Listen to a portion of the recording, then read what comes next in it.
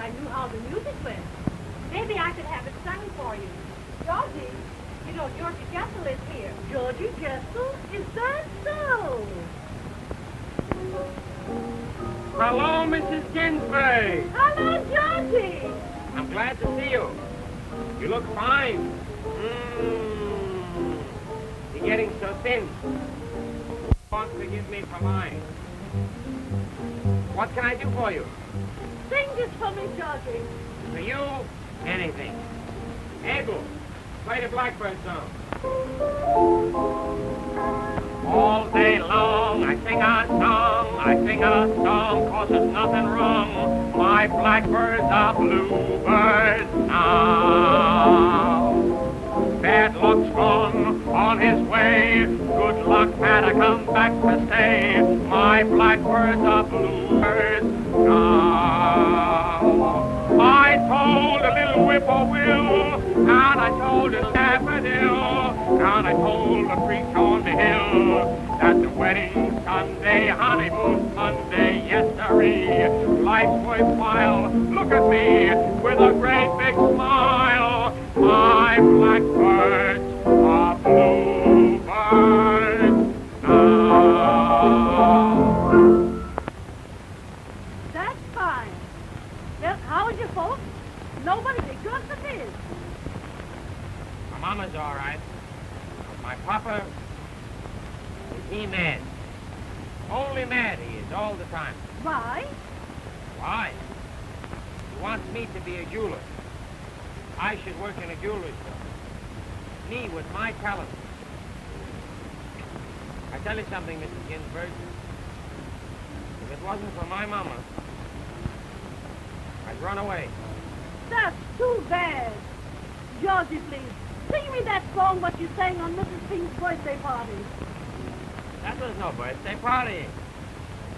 That was a coming out party for Mrs. Pink's daughter. She's a debutante. Sure. That's her name. Such a nice girl. Ah, you're making jokes all the time, Mrs. Ginsburg. Georgie, please sing that song. All right, I'll sing it. But remember, you've got to buy something. You've been here already since early this morning. Abel, play me the mother song. One bright and guiding light that taught me wrong from right, I found in my mother's eyes. Those baby tales she told, and the little roadway all paved with gold, I found in my mother's eyes. Just like a wandering sparrow, one lonely soul, I walk the straight and the narrow to reach my goal.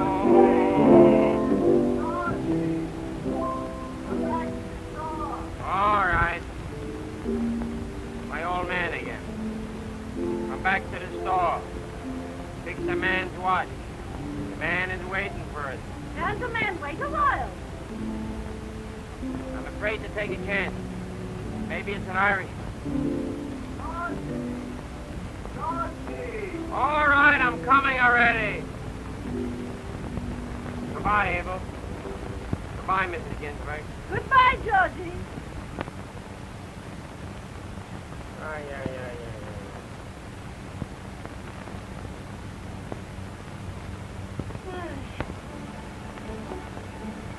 Shall I wrap this up for you? No, I won't buy it today.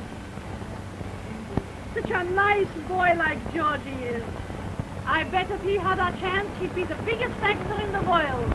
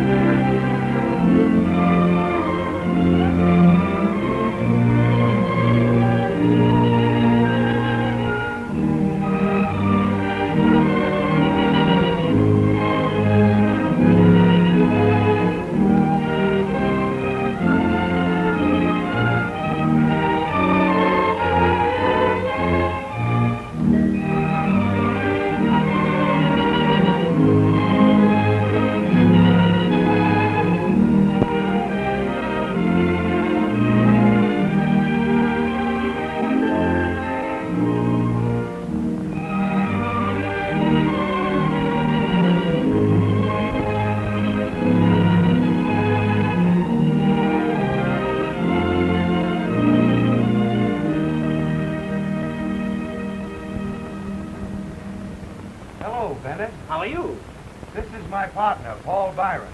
How do you do, Mr. Bennett? How are you, Mr. Byron? We saw your performance the other night. Yes, you were very good. Good? I was great. Why, did you hear what the critics said in Chicago?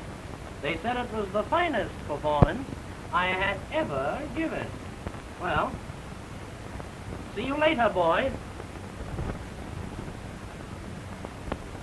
You come back tomorrow.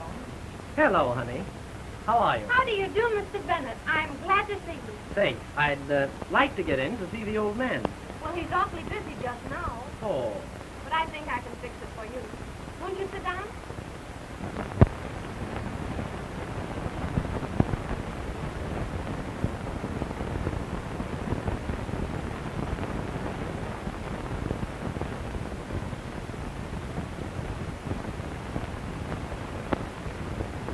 Good morning. Good afternoon.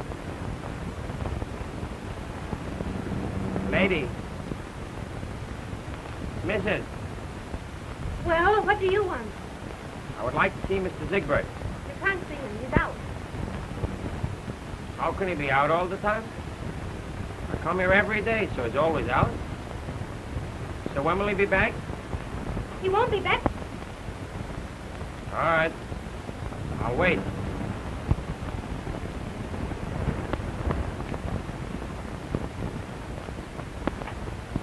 Don't forget, honey, there's a meeting at Rindy's at 8:30 tonight. I'll be there. Now, Miss Courtney, you don't have to look at that contract. Just sign it. Yes, that's it. Well, how One did of the brothers for you. Which one of the brothers I...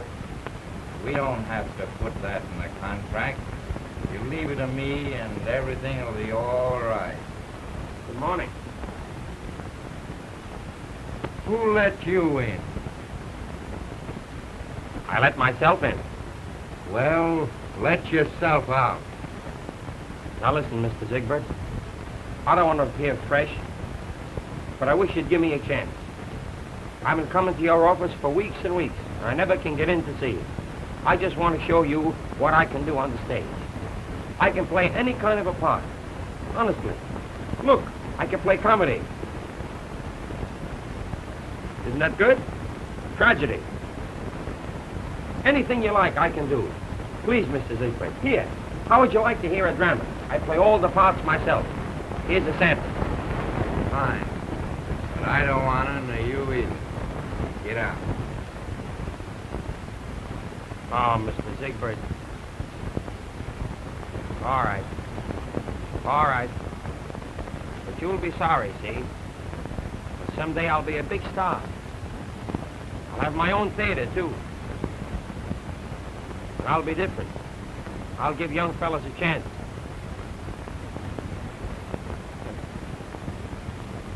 That's all? Now, Miss Courtney, sign this contract. Can I get some money now? Sure. And I'll tell you something else. I don't know whether I want to work for you or not. I saw one of your shows the other night. You're not so hot. Well, of all the nerve. Anything can happen in the show business. How did he get by your secretary? Oh, she was powdering her nose, I guess. Why don't you fire her? I can't. She reads my mail.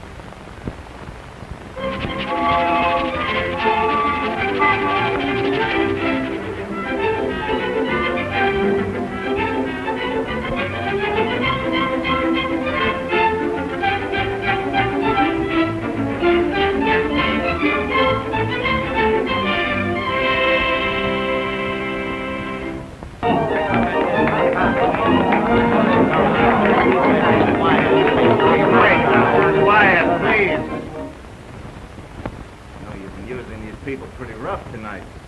That isn't fair. The only reason we have these amateur nights is to give the folks a chance to show what they can do. Please.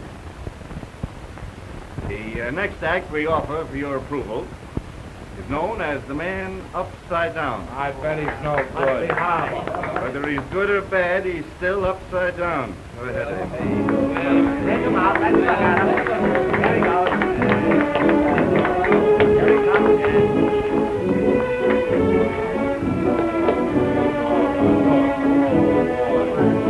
Oh, he's flat. Take him off. Give us a character act. Terrible. Give me a tomato, will you, somebody, please? Go on, you big bum. Boy, he's worse than a bum. Boy, he's get the man with the hook. Give him a hook. Come on, give him a hook. Hey, drag him off there, will you? Come on, where's the hook?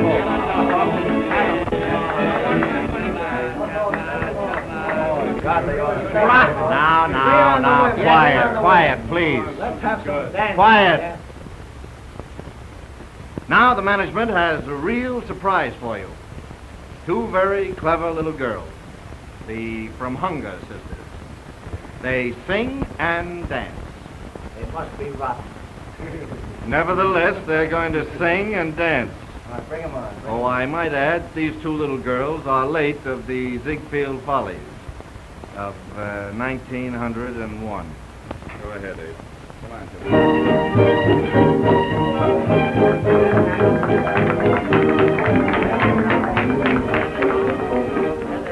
Change all of your gray skies, stir them into gay skies that keep sweeping the cobwebs off the moon. Silvery moon was good in the timing, fine to silver lining that keep sweeping the cobwebs off the moon. You make the clouds hurry away, humming a lovely love song. Some lucky day, somebody may come along. Take all of your sorrow, take care of tomorrow, and keep sweeping the cobwebs off the roof.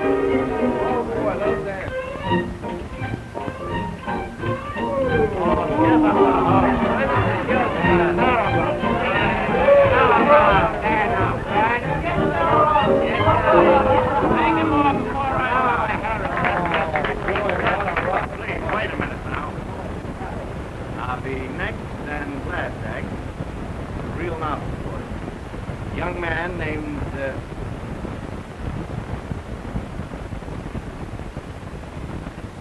His name is George Jessel. He's come out from the East to show us that he can entertain in the West. If he's good, he can stay in the West. If he's bad, he can go back East. Go ahead, Ed.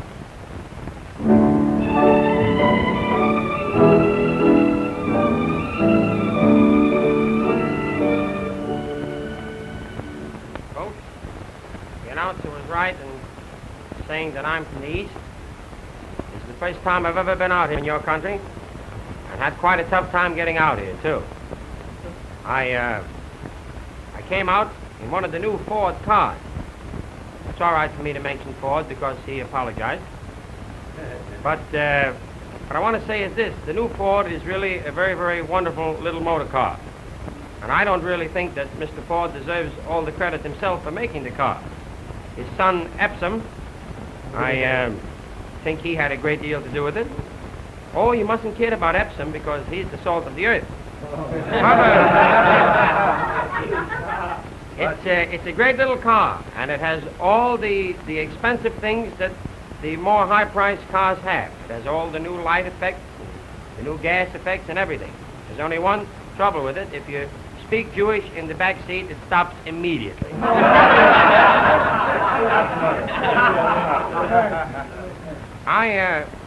I live in the Bronx, which some of you may know is a suburb of New York City, and there's an Irish family that live on my block.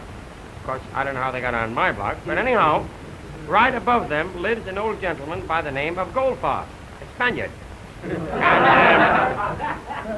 This fella Goldfarb is one of those old fellows who came over here from the other side, and he went up to the Bronx and he settled there. Not with everybody, by that is, I mean, he has spent the majority of his years right up in the Bronx. Never once did he come down to Broadway to see anything of the gaiety and white lights of the city. But his son was very much different. His son made a great deal of money during the war, I believe, selling raincoats to the government or some such silly trade. However, the son came home one afternoon to his father. He says, "Pop," he says, "you've never seen anything much of life. Tonight I'm going to show you a real treat. I'm going to take you down to the Winter Garden. You're going to see 30 or 40 of the most beautiful girls in the world. Daddy, I know you'll enjoy the show." The old man says, "Well." So he fixed himself all up, and they went down to the garden, and ladies and gentlemen, at the Winter Garden, as you may know, there is a large runway, a staircase, which protrudes from the center of the stage and goes almost to the back of the auditorium. The management have that there so as the girls should come in closer contact with the jewelry salesman. However, the old man and his son are sitting in about the 4th row, and the music plays. These lovely girls come tripping out, throwing pretzels or something. I don't remember what it was. Anyhow, the old man looks up at these 30 or 40 beautiful girls, and he says, "Fui." Now, of course, ladies and gentlemen, "fui" in a certain language means that it's not so good. So,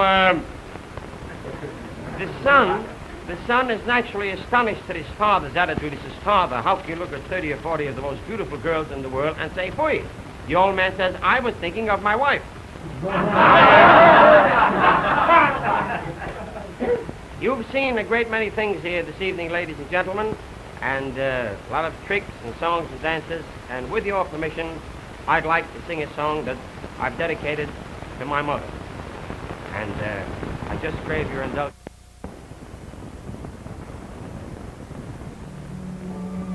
I'm a long, long way from my home folks, from my pals, from my old neighborhood. And I've wandered out here to the Golden West, just hoping that I'll make good. Maybe you folks won't like me. Maybe you'll treat me like you did the other act. You'll be unkind. But that's all right. Because I know that there's somebody that believes in me. That's the pattern I left behind. Let me tell you something. The world may call you failure, and the tastes may grind you small. But folks, in the eyes of your mother, you're as big and as great as them all. Maybe you won't like my act. Maybe I'm a flop. But I know somebody that's praying for me, boys. And I know that our prayers are going to bring me right to the top. God love us. God's gift sent from above, one real, unselfish love. I found in a my Father.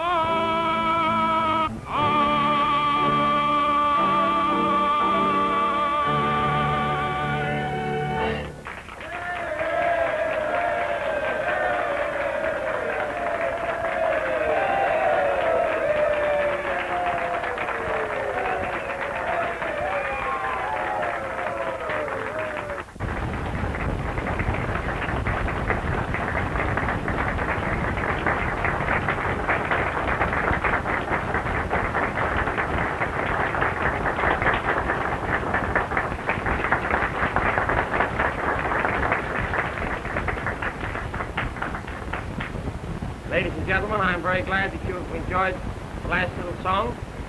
In fact, I'm glad that you're all enjoying yourself. Because I know that by the time the check comes, you'll faint. I've had a little request from a gentleman here who is evidently in a very reminiscent mood. And I guess he's alone. And he wants me to sing a little song called A Bouquet of Memories.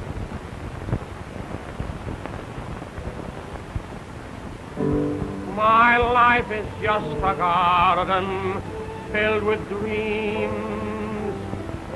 Each dream a flower of yesterday. I gather all these flowers in my dreams and tie them all in one bouquet.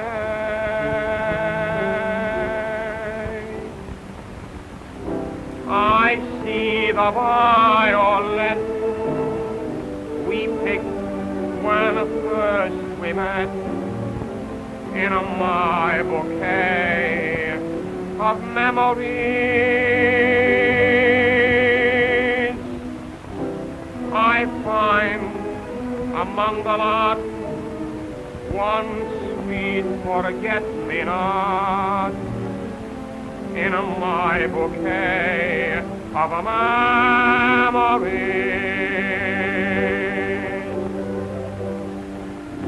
I kiss each blossom rare when night appears. I keep them fresh and fair with lonely tears. I ask my heart each morn, why must there be a thorn in my bouquet of memories?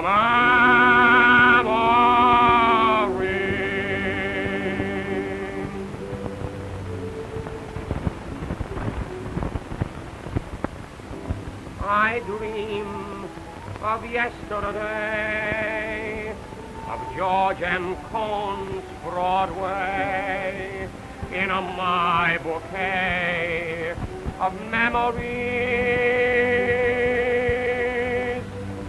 See, we're passing Herald Square. Webern Field, they're playing there. I remember them in my memories. See, who's that walking? Robert Mantell and Sam Bernard. What great artists. Oh boy, and as I live and breathe, who's that with them? There's Eddie Boy.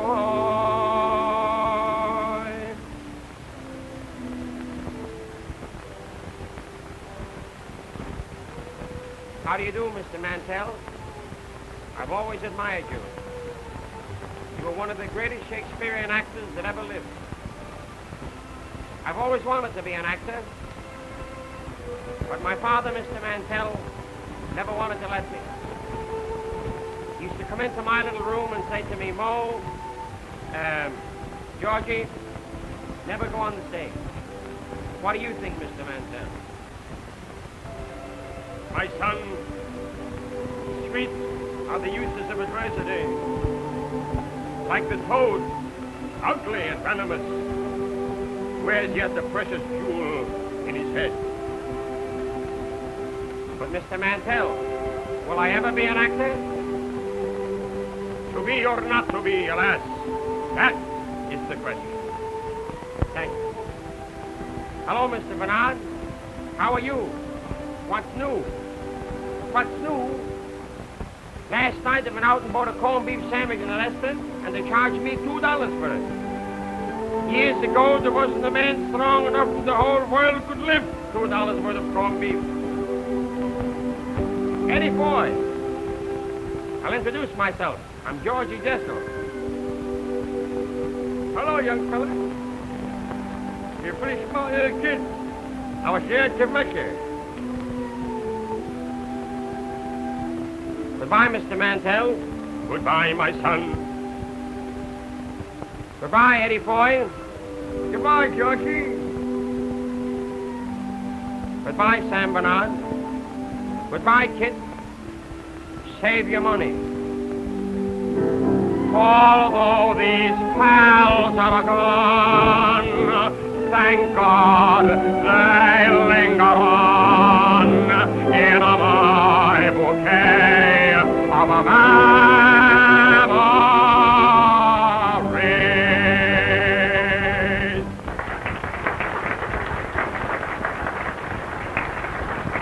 This is station KPO, San Francisco. Broadcasting Mr. George.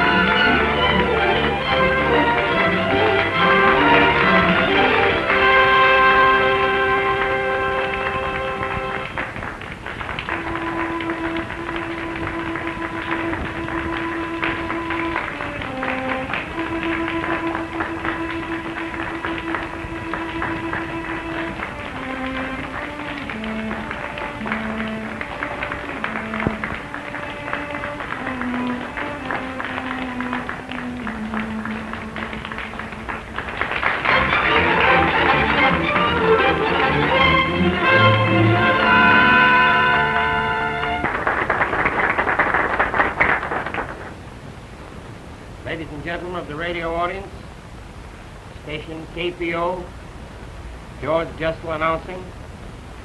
I'm going to sing a little song that I dedicate to my mother. And I hope that she's listening in.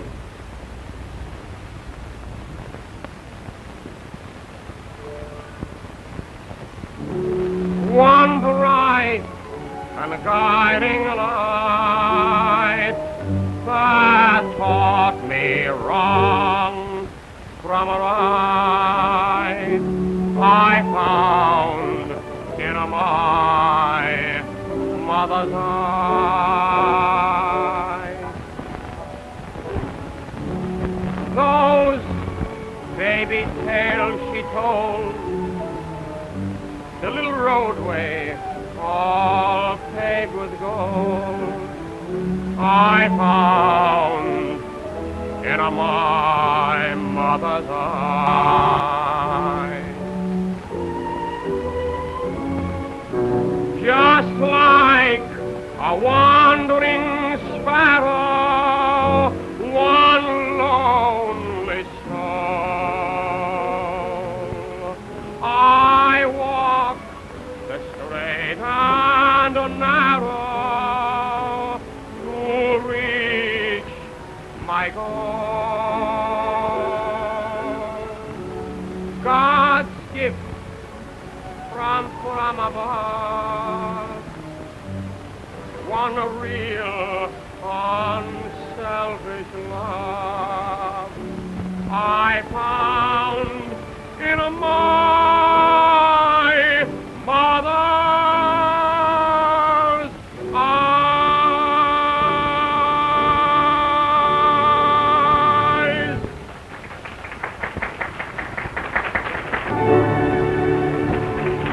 Station KPO, San Francisco. This concludes our program for tonight. We are signing.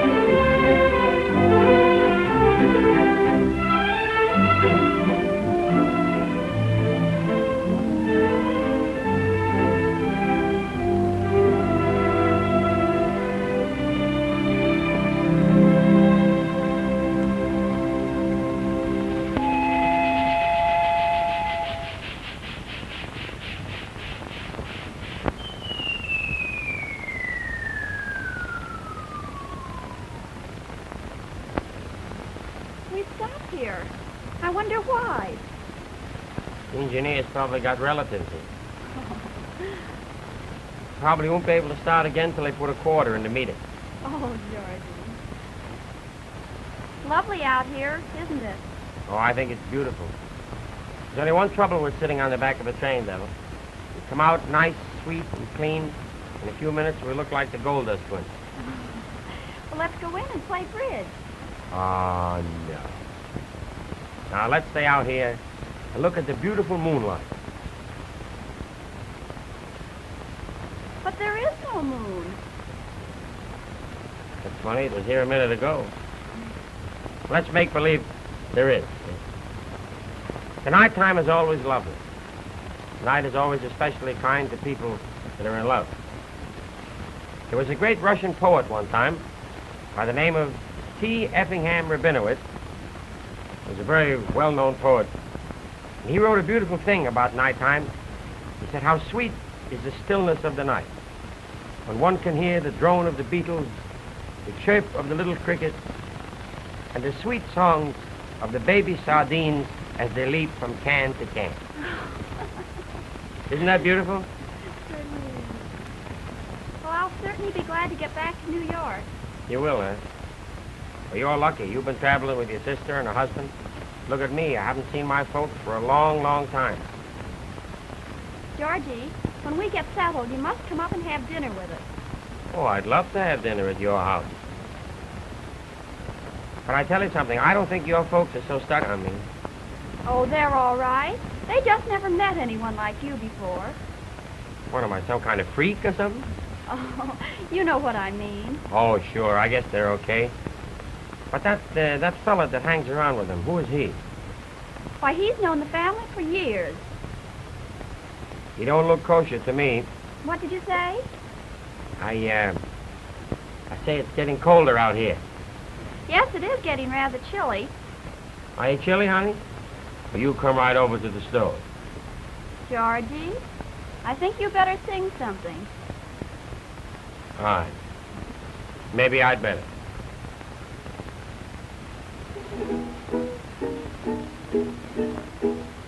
When my pals turn me down, you're the one pal I found. You're my real sweetheart. When the darkest day came, you smiled on just the same. You're my real sweetheart. And now that I find that fate has been kind, I'm gonna build you a love nest that's all silver lined. And I'll work and I'll slave for the things that you crave. You're a real sweetheart.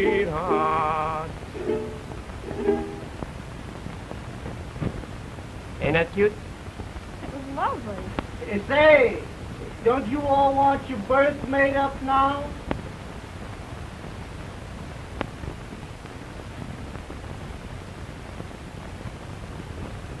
He would think of that, wouldn't he? Well, Georgie, I think I'd better go inside. All right.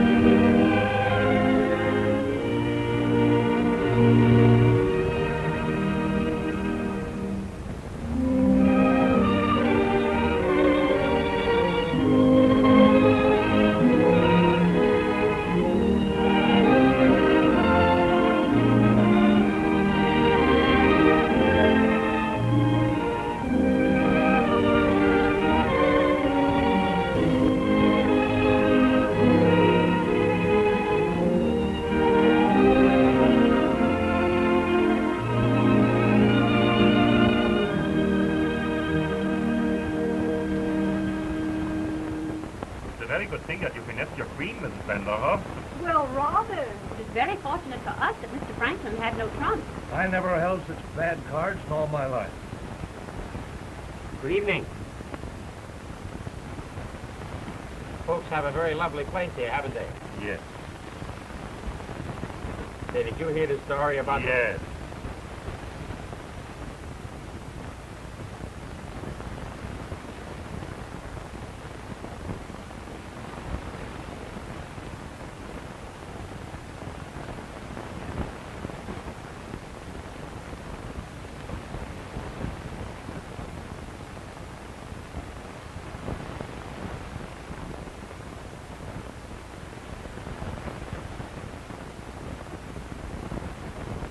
Apparently you know very little about bridge.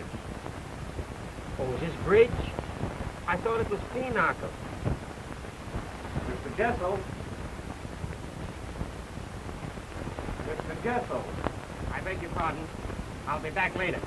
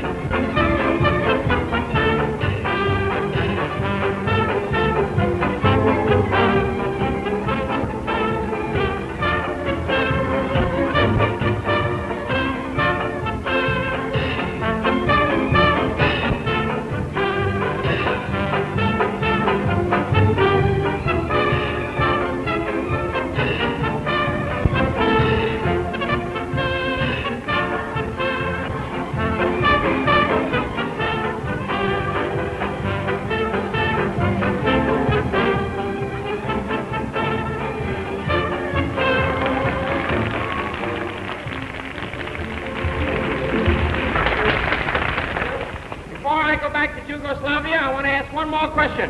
Come here, darling. Tell me, how old are you? I'll be 6. I'll be born Friday. Yes.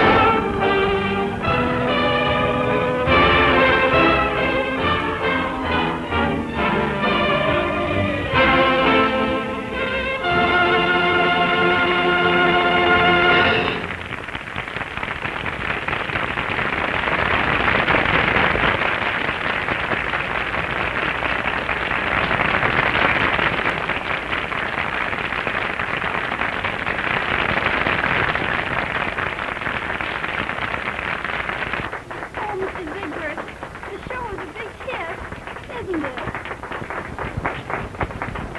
Oh, I'm in. Yes, it's a great sign when they applaud that way after the show. It's a great thing for George, having his first starring vehicle get over. He's a lucky boy. He's a darling boy. Tell him I'll see him later in his dressing room. I'm going out and talk turkey to those ticket speculators.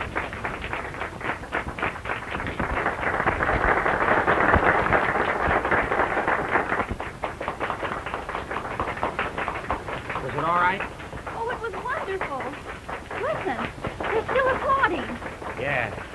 See, they seem to be enjoying the show so much, I don't think most of them paid. Oh.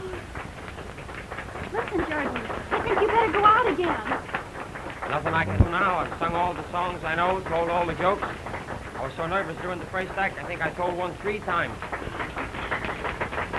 Georgie, Yeah? sing your mother's song. Nah, that's too old. Listen, young fella, I've been hanging around the show business for 40 years, and a song about mother is never too old. You may be right. Thank you. Here, baby, take it. Give me a kiss.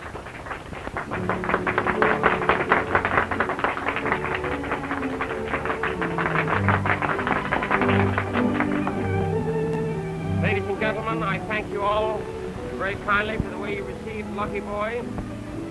I want to thank Mr. Zigbert, my manager, for giving me this opportunity. George M. Cone once said, the best way to finish is either wave a flag or introduce your mother. Haven't got one of Georgie's flags, so I'll introduce my mother in the 4th row.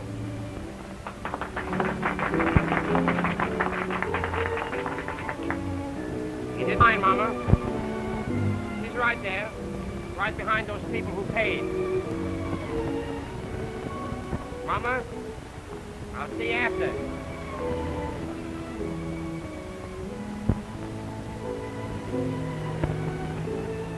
God love us. When all my skies were gray, the sun that shine my way, I found in a my father's eyes.